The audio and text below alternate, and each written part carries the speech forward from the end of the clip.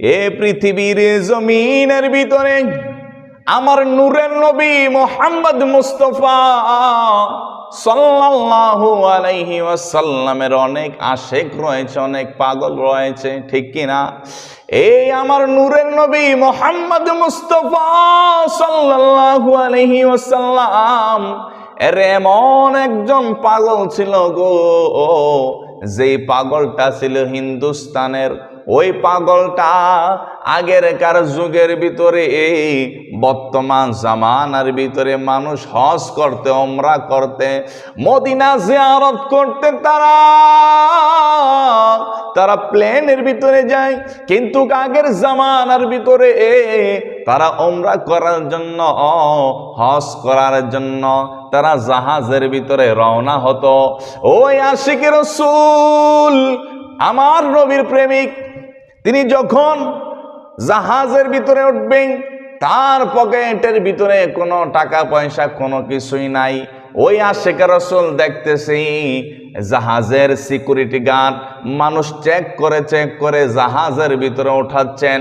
যখন security guard চলে যাওয়ার পরে ওই আল্লাহর নবী, প্যার নবী রাহমাতুল লিল আলামিনের ওই আশিক তিনি যখন জাহাজের ভিতরে যখন ঢুকে গেল, খুশি মনে জাহাজের ভিতরে তিনি ঢুকে গেল।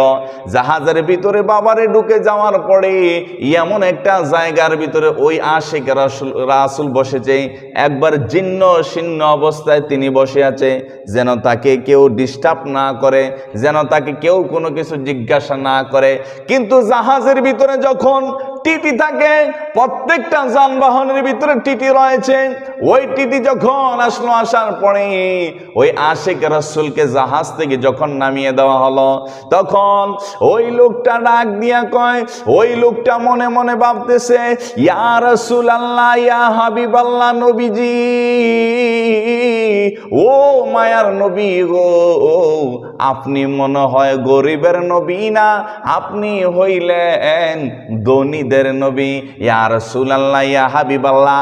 আশিকে রাসূল আমার নবীর প্রেমিক, ওই আশিকে রাসূল বান্দাটা, আল্লাহর বান্দা, তিনি অন্তর থেকে আমার নবীকে ডাক দিয়ে কয়, ইয়া রাসূলুল্লাহ, ও গো মায়ার নবী রাহমাতুল লিল আলামিন, মদিনা মনে হয় আমাদের গরিবের জন্য, আমাদের গরিবের জন্য না।